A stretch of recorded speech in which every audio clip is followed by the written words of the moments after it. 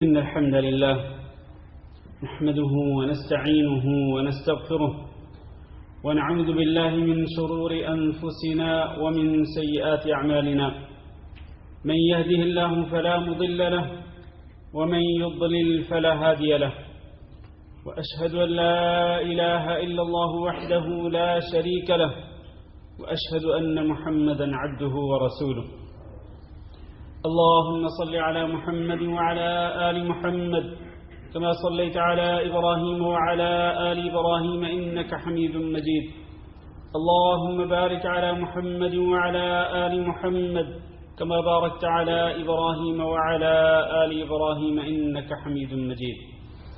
أما بعد، فإن خير الحديث كتاب الله، وخير الهدي هدي محمد صلى الله عليه وسلم، وشر الأمور محدثاتها، وكل محدثة بدعة، وكل بدعة ضلالة، وكل ضلالة في النار. أعوذ بالله من الشيطان الرجيم. يا أيها الذين آمنوا اتقوا الله حق تقاته ولا تموتن إلا وأنتم مسلمون. يا أيها الناس اتقوا ربكم الذي خلقكم من نفس واحدة وخلق منها زوجها وبث منهما رجالا كثيرا ونساء، واتقوا الله الذي تساءلون به والأرحام إن الله كان عليكم رقيبا. يا أيها الذين آمنوا اتقوا الله وقولوا قولا سديدا يصلح لكم أعمالكم ويغفر لكم ذنوبكم، ومن يطع الله ورسوله فقد فاز فوزا عظيما. لائق احترام بزرگوں، دوستوں اور بھائیوں، کسی بھی نیک عمل اور کسی بھی عبادت کی قبولیت کے لیے بنیادی طور پر 3 شرطیں ہیں. پہلی شرط یہ ہے کہ عمل صالح کرنے والا، عبادت کرنے والا موحد ہو، اللہ رب العزت کی توحید کا دل سے اقرار کرتا ہو اور اپنے دامن کو شرک کی تمام مربجہ شکلوں اور صورتوں سے بچاتا ہو اور اس سے پرہیز کرتا ہو.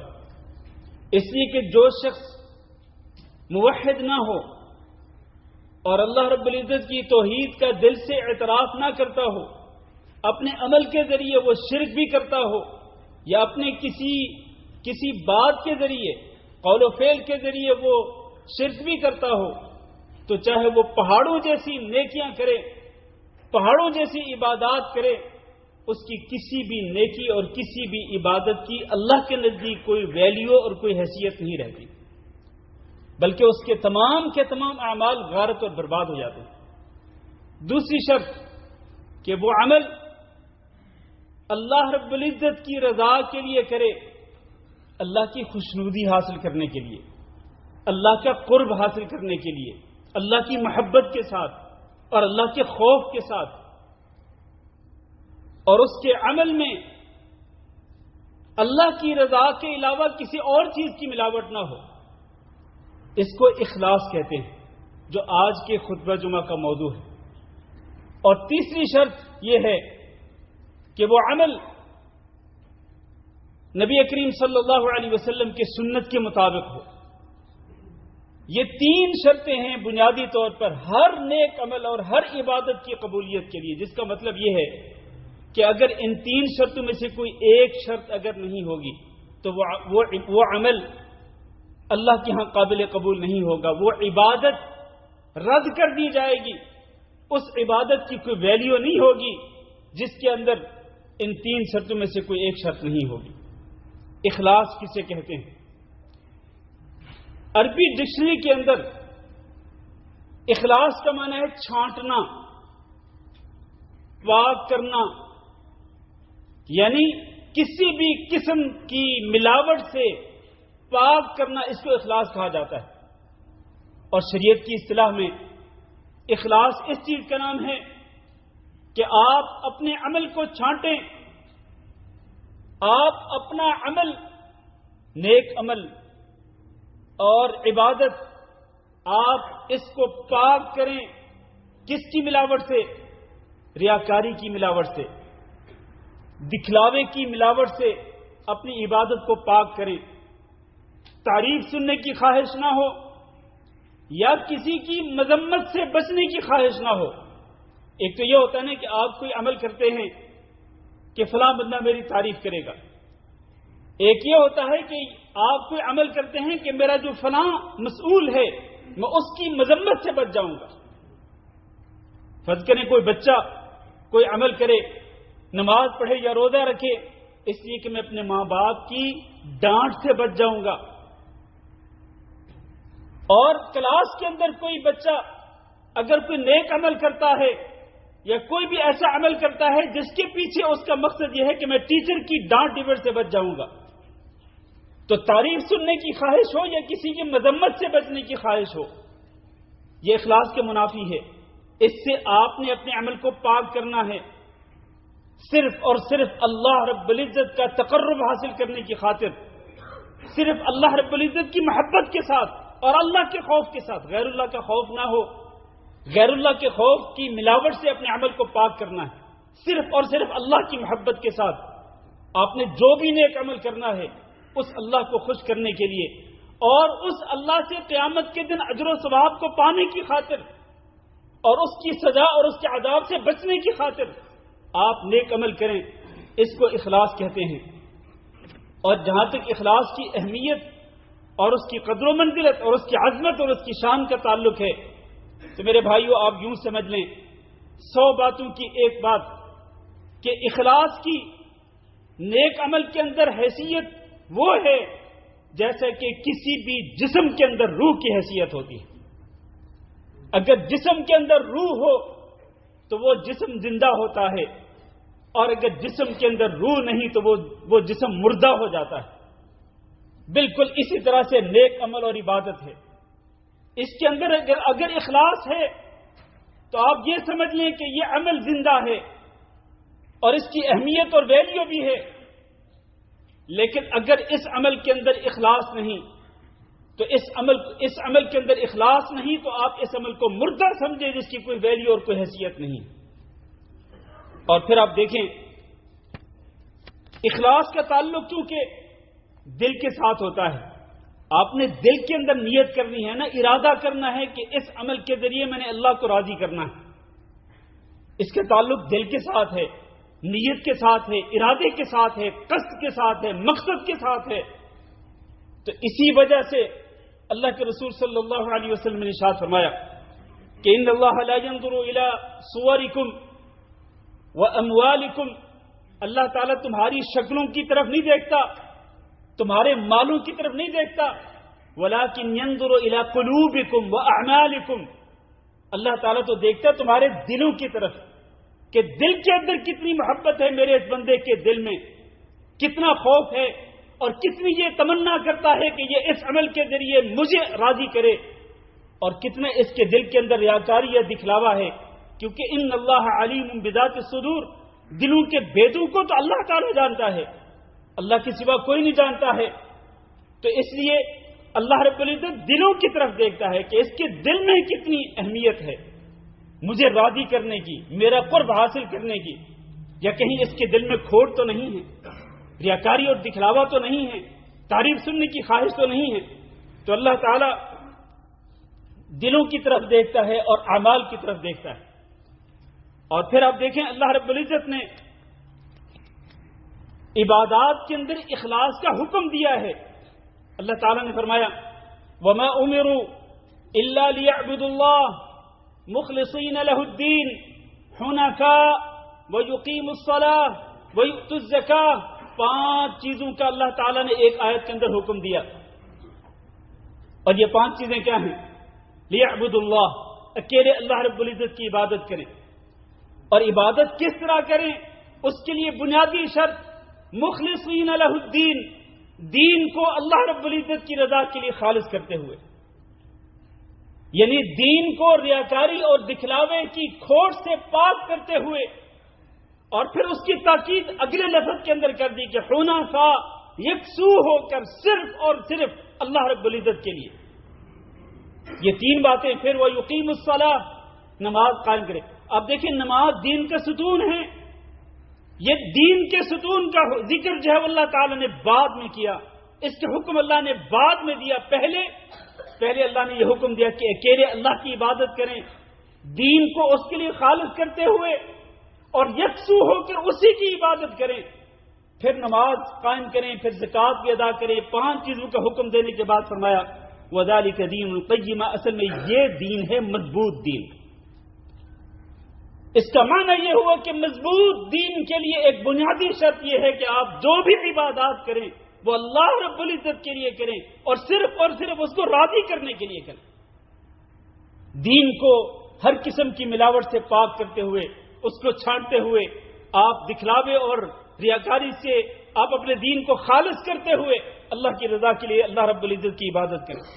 اور اسی بات کا حکم اللہ کے رسول صلی اللہ علیہ وسلم کو بھی دیا گیا اور آپ کی پوری امت کو دیا گیا۔ قرآن مجید میں اللہ رب العزت نے ارشاد فرمایا کہ قل، آپ کہہ دیجئے، اعلان کر دیجئے کہ انی امرت، کہ مجھے اس بات کا حکم دیا گیا ہے۔ اور ظاہر ہے کہ نبی کو حکم دینے والا کون ہے؟ وہ اللہ رب العزت ہے۔ مجھے حکم دیا گیا ہے کہ ان اعبد اللہ مخلصا لہ الدین، کہ میں اللہ رب العزت کی ہی عبادت کروں، اور کیسے کروں؟ دین کو اس کے لیے خالص کرتے ہوئے۔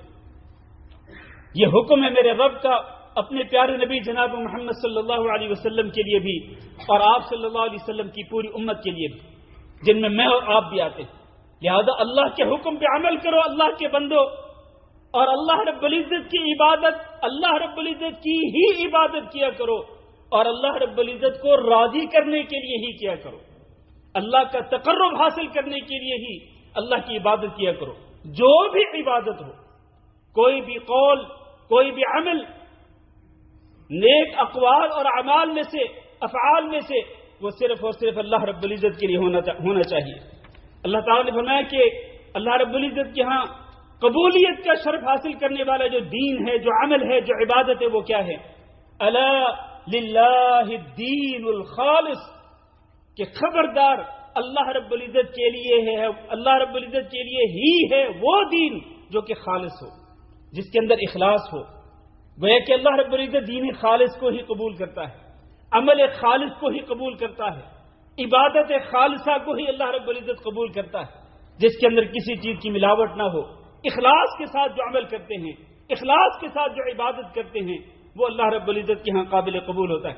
اور اسی لیے نماز کے اندر نمازی سے بار بار یہ کہلوایا جاتا ہے کہ آپ نماز کے تشہد میں یہ پڑھیں کہ التحیات للہ والصلوات والطیبات، اس میں ساری کی ساری عبادات آ جاتی ہیں، جو اقوال ہیں وہ بھی، جو اعمال ہیں وہ بھی، اعمال چاہے بدنی ہوں چاہے مالی ہوں، ساری کی ساری عبادات جو ہیں وہ خالصتاً کس کے لیے ہیں؟ للہ، اللہ رب العزت کی رضا کے لیے۔ لہذا جب آپ یہ تحیات پڑھتے ہیں تو ان معانی کو اپنے ذہن میں رکھ کر کے پڑھا کریں کہ آپ کی یہ عبادت خالصتاً اللہ کے لیے۔ ورنہ جو لوگ عبادت غیر اللہ کے لیے کرتے ہیں، کسی کو دکھلانے کے لیے یا کسی سے تعریف سننے کے لیے یا کسی کے مذمت سے بچنے کے لیے، ان عبادات کی اللہ کی ہم کو حیثیت نہیں ہوتی۔ اسی لیے نبی کریم صلی اللہ علیہ وسلم کے پاس ایک اعرابی، ایک بدو آیا، اس نے ایک سوال کیا۔ اب دیکھیں ایک دیہاتی بدو کس قسم کا سوال کرتا ہے رسول اللہ صلی اللہ علیہ وسلم سے۔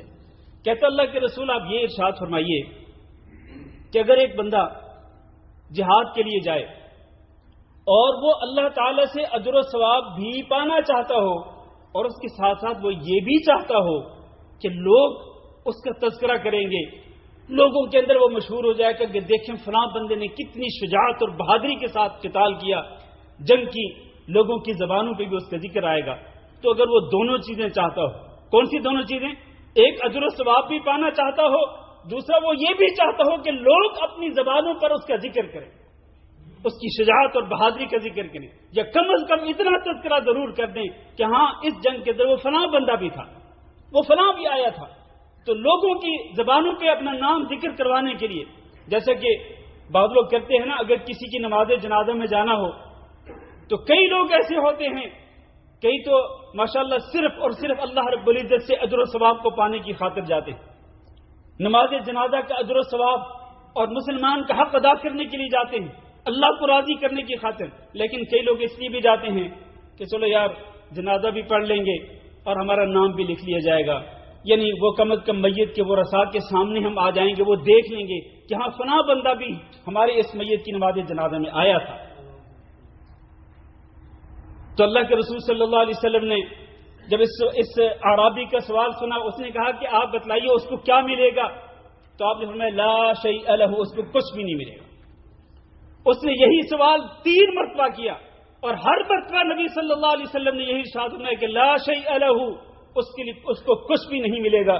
پھر آپ نے ایک ضابطہ بیان کر دیا، آپ نے فرمایا ان اللہ لا يقبل من العمل الا ما كان له خالصا ابتغي به وجه اللہ۔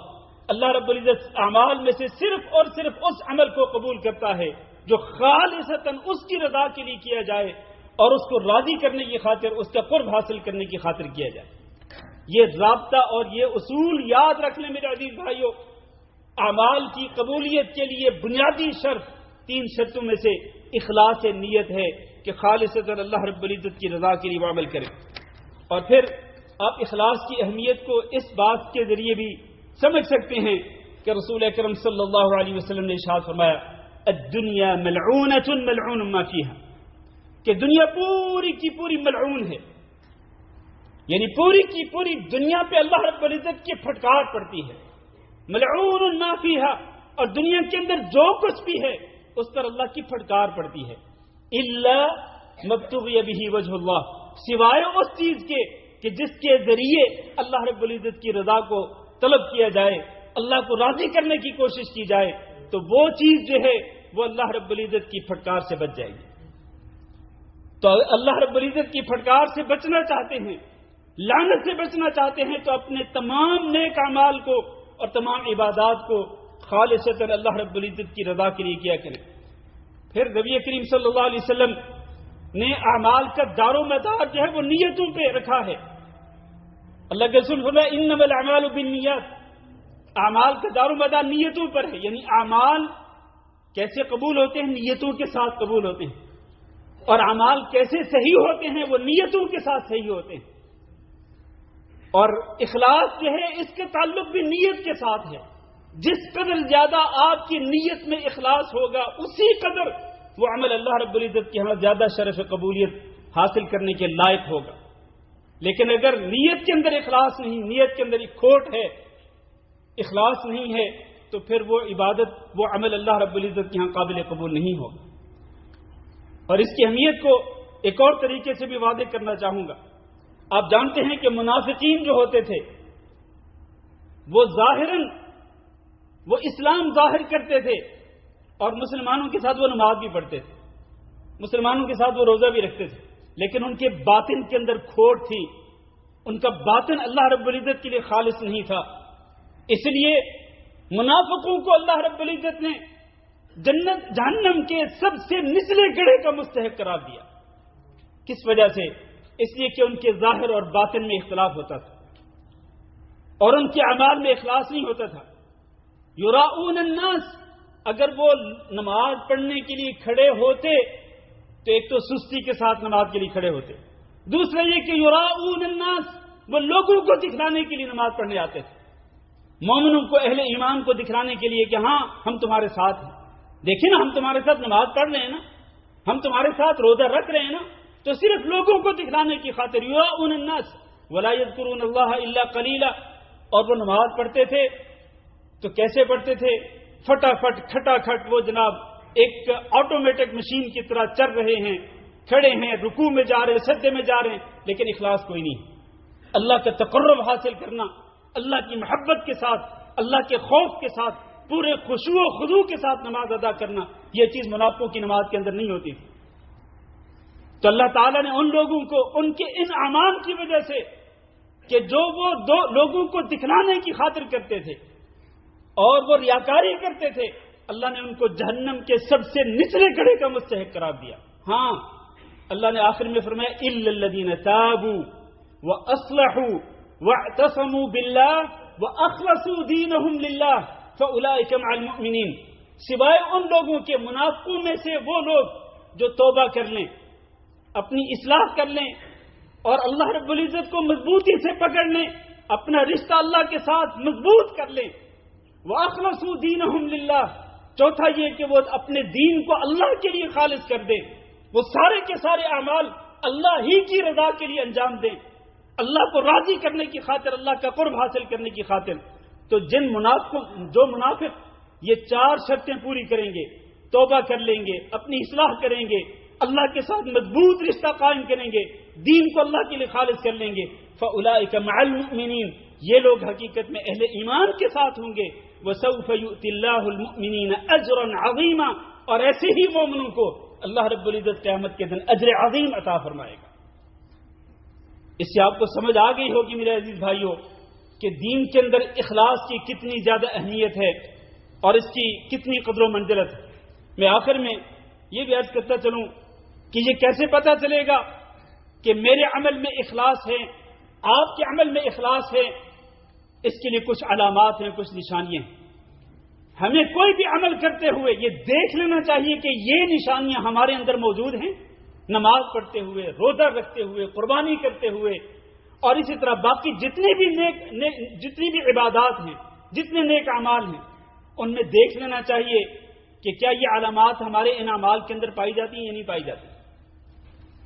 تو ان علامات میں سے، اخلاص کی علامات میں سے پہلی علامت یہ ہے کہ عمل کرنے والے کے نزدیک کسی کی تعریف یا کسی کی مذمت اس کی کوئی حیثیت نہ ہو۔ کوئی میری تعریف کرے، کوئی میری مذمت کرے، مجھے اس کی کوئی پرواہ نہیں، میں نے اپنا عمل خالصتاً اللہ رب العزت کی رضا کے لیے کرنا ہے۔ یہ پہلی علامت۔ دوسری علامت یہ ہے کہ جو شخص اللہ رب العزت کے لیے عمل کرتا ہے تو وہ اللہ رب العزت سے قیامت کے دن اجر و ثواب پانے کی امید بھی رکھتا ہے، ورنہ وہ شخص جو کسی کو دکھلانے کے لیے عمل کرتا ہے، کسی کو راضی کرنے کے لیے، کسی سے تعریف سننے کے لیے، تو دنیا کے اندر وہ چیز حاصل کر لے گا، وہ کسی کی تعریف بھی سن لے گا اور کسی کی مذمت سے بھی بچ جائے گا، لیکن قیامت کے دن جب وہ اللہ رب العزت کی بارگاہ میں پیش ہوگا تو اللہ رب العزت فرمائیں گے ترکتہ وشرکہ، چونکہ اس نے اس عمل کے اندر میرے ساتھ کسی اور کو شریک کیا تھا، میں اس کو بھی چھوڑتا ہوں، اس کے عمل کو بھی چھوڑتا ہوں، اس کے شرک کو بھی چھوڑتا ہوں، لہذا اس کے ان اعمال کا اجر و ثواب قیامت کے دن اس کو نہیں ملے گا۔ تو اخلاص کی علامت کیا ہے کہ عمل کرنے والا اگر مخلص ہے تو امیدوار بھی ہوگا کہ قیامت کے دن اللہ رب العزت اس کو اس عمل کا اجر و ثواب بھی عطا فرمائے گا، لیکن اگر مخلص نہیں ہوگا تو پھر اس کو امید نہیں رکھنی چاہیے۔ تیسری چیز یہ ہے کہ اخلاص کی علامت کہ جو بندہ مخلص ہوتا ہے نا تو وہ لوگوں سے چھپ چھپا کے عمل کرنے کی کوشش کرتا ہے، وہ لوگوں کو دکھا دکھا کے عمل نہیں کرتا کہ لوگ اس کی تعریف کریں۔ ہاں، اگر کسی جگہ پہ اگر وہ لوگوں کے سامنے کوئی عمل کرتا بھی ہے، کسی عمل میں پہل کرتا ہے تو اس نیت سے کرتا ہے کہ میں کروں گا تو دوسرے بھی کریں گے، تو دوسروں کو ترغیب دینے کی خاطر تو کر سکتے ہیں، ورنہ اگر آپ لوگوں کو دکھلانے کے لیے کسی عمل میں پہل کرتے ہیں کہ فلاں چودھری صاحب نے، فلاں تاجر، فلاں بزنس مین نے اتنے پیسے جو ہے وہ ان کا فنڈ کا اس نے اعلان کر دیا ہے، اور بھائی آپ اعلان کریں گے، لوگوں سے آپ کی واہ واہ ہو جائے گی، بلے بلے ہو جائے گی، تعریفیں ہو جائیں گی، لیکن آپ کو اللہ رب العزت کے ہاں کچھ بھی نہیں ملے گا، چاہے آپ لاکھوں کروڑوں خرچ کیوں نہ کر لیں۔ تو مخلص وہ ہوتا ہے جو چھپا چھپا کے نیک عمل کرنے کی کوشش کرتا ہے۔ نبی کریم صلی اللہ علیہ وسلم کے ارشاد گرامی ہے، ان اللہ یحب العبد التقی الغنی الخفی، اللہ تعالیٰ اس بندے سے محبت کرتا ہے، اس بندے سے محبت کرتا ہے جو متقی پرہیزگار ہو اور وہ چھپ چھپ کر کے وہ خرچ کرتا ہو، چھپ چھپ کر وہ عبادت کرتا ہو، ایسے بندے سے اللہ تعالیٰ محبت کرتا ہے۔ آپ کو معلوم نہیں کہ نبی کریم صلی اللہ علیہ وسلم نے وہ جو 7 قسم کے لوگ ذکر کیے کہ جن کو اللہ تعالیٰ قیامت کے دن اپنے عرش کا سایہ نصیب فرمائے گا اور اس دن عرش کے سائے کے علاوہ کوئی سایہ نہیں ہوگا، ان میں سے ایک رجل تصدق فاخفاها حتى لا تعلم شماله ما تنفق يمينه، کہ جب ایک آدمی صدقہ کرتا تو وہ اتنا چھپ چھپا کے کرتا تھا کہ اس کے بائیں ہاتھ کو بھی پتہ نہ چلا کہ اس کے دائیں ہاتھ نے کیا خرچ کیا، اتنا وہ چھپ چھپا کے وہ صدقہ کرتا تھا۔ تو اس کو یہ خوش نصیب انسان جو ہے، چونکہ یہ اپنے عمل کے اندر مخلص تھا، یہ ریاکاری اور دکھلاوے سے اپنے اعمال کو بچاتا تھا، اس لیے قیامت کے دن اللہ رب العزت اس کو اپنے عرش کا سایہ نصیب فرمائے گا۔ یہ ایک علامت ہے اخلاص کی۔ اور چوتھی علامت یہ ہے کہ مخلص وہ ہوتا ہے جس کا ظاہر اور باطن برابر ہوتے ہیں، ایسے نہیں کہ جس کا ظاہر کچھ اور ہو باطن کچھ اور ہو، جیسے کہ منافق تھے۔ اور پانچویں علامت یہ ہے کہ جو مخلص ہوتا ہے وہ ہمیشہ اپنے عمل کی قبولیت کے لیے فکر مند رہتا ہے اور اللہ تعالیٰ سے دعا بھی کرتا ہے کہ اللہ میرے اس عمل کو قبول کر لے. دعا بھی کرتا رہتا ہے وہ. لیکن جو مخلص نہیں ہوتا اس کو قبولیت کی کوئی پرواہ نہیں ہوتی. قبول ہو نہ ہو اس کو کچھ نہیں چاہیے, اس کو تو لوگوں کی تعریف چاہیے.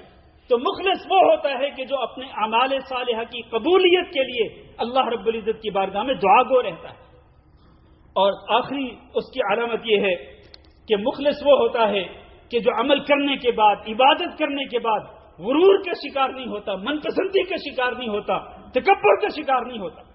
کیونکہ دکھلاوا کرنے والا جب کوئی عبادت کرتا ہے, کوئی نیک عمل کرتا ہے, تو وہ غرور کا شکار ہو جاتا ہے, لوگوں کے سامنے اس کا ذکر کرتا ہے, فخر کے ساتھ تکبر اور من پسندی کا شکار ہو جاتا ہے. لیکن مخلص ان تمام چیزوں سے بچتا ہے. اس کو وہ اپنی عبادت کے بعد وہ غرور سے بھی بچتا ہے, وہ تکبر سے بھی بچتا ہے اور من پسندی کا بھی شکار نہیں ہوتا ہے. تو اللہ تعالیٰ سے دعا کرتے ہیں کہ اللہ ہم سب کو تمام نیک اعمال میں, عبادات میں اللہ تعالیٰ ہم سب کو اخلاص نیت کی توفیق دے اور اللہ رب العزت ہم سب کو دکھلاوے سے اور ریاکاری سے اور اس طرح کی تمام چیزوں سے بچنے کی توفیق دے. استغفر اللہ لی ولکم ولسائر المسلمین فاستغفروہ انہ هو الغفور الرحیم.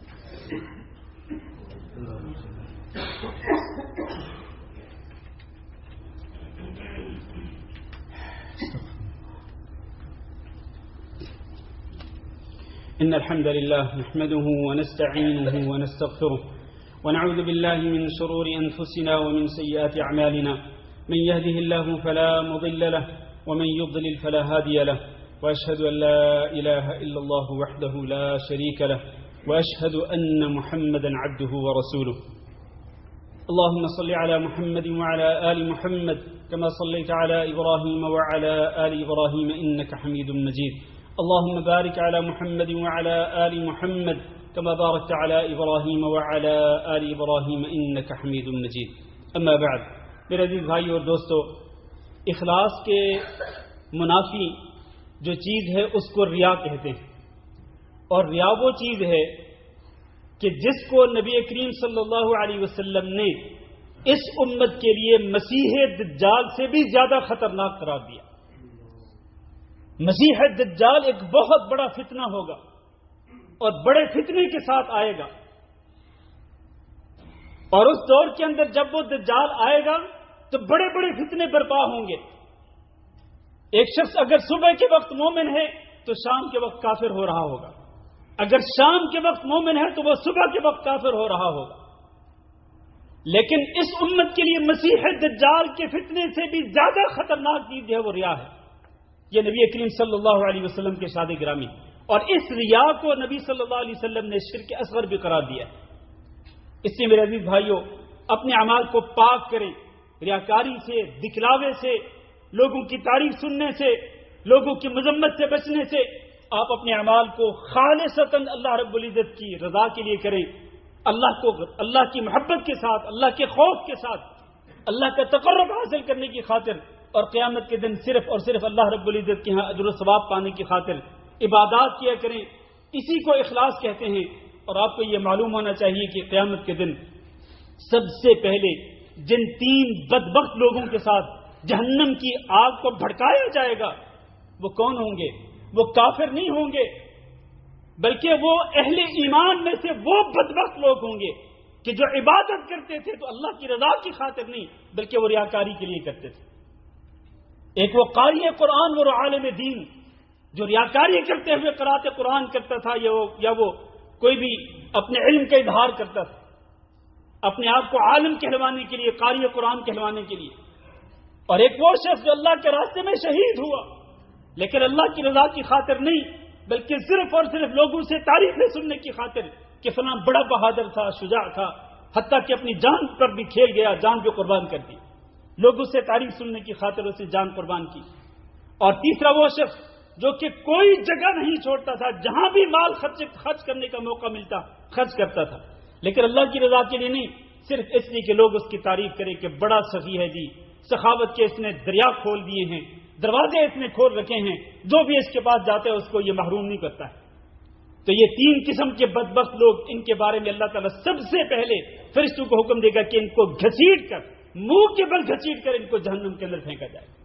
حضرت ابو ہریرہ رضی اللہ تعالیٰ عنہ جو اس حدیث کے راوی تھے وہ اس حدیث کو بیان کرتے تھے تو رونا شروع کر دیتے تھے.